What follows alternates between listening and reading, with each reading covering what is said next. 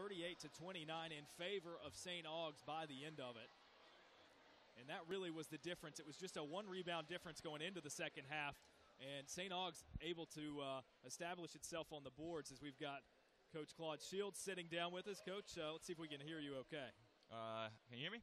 Yep, sound good. So, Coach, this one a tough one to swallow for your guys, and I think the second half independently was very competitive. It felt like they were just going toe-to-toe with St. Aug's, and they just, because St. Aug's was scoring as well also, weren't able to chip away at the deficit. Did you feel the same way about the second half? Yes, I thought we played a little bit harder in the second half. I don't think we really executed what we needed to do on the defensive end. When you dig yourself a big hole, you've got to get stops.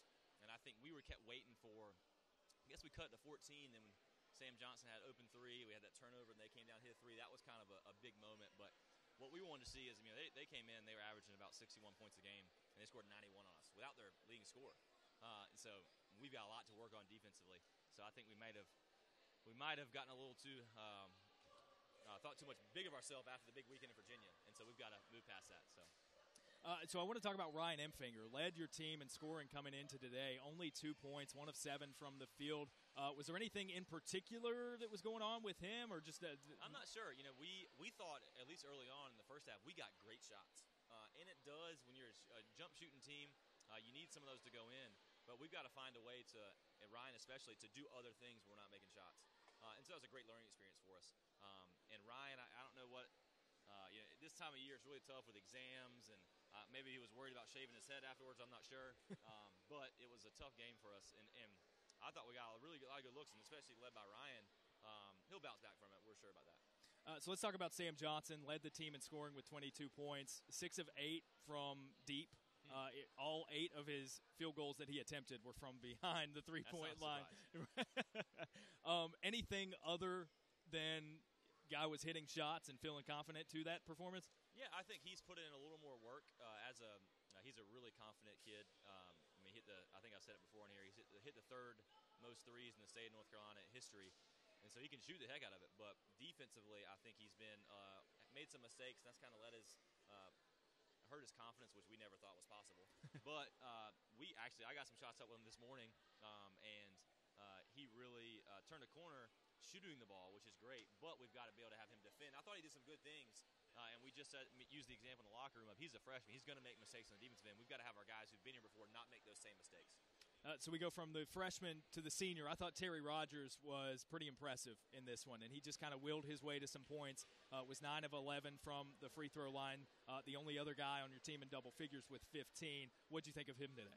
Yeah, he plays really hard. I think for whatever we might have been a little timid overall, but not Terry at all. He attacks. Sometimes he over-attacks, which is something we need to work on. But I love his fire. I love his fight. And he's going to be the guy who leads us back into – we're going to exams now, but he'll be the guy who leads us to learn from this.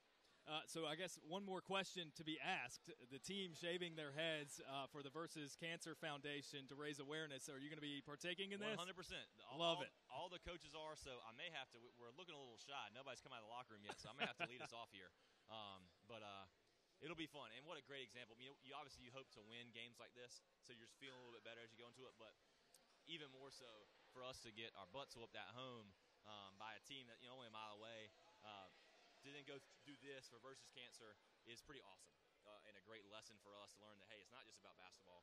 We're using our platform, wins, losses, doesn't matter, to do something that's a lot bigger than ourselves. Great. I think it's great that you're also partaking, and I personally can't wait to see it. So thanks for your time, Coach, and best of luck next time around. All right, thanks, Aaron. And I wore the blue jacket for the Heels tonight. So I saw that. They play a little bit better. A score could be similar. I mean, it's going to be a high-scoring game, I think. What do you think if they win? I know what your argument is, but if they win, do they get into the playoffs? If they win, I think they have to win convincingly. I think they have to win by 2 scores.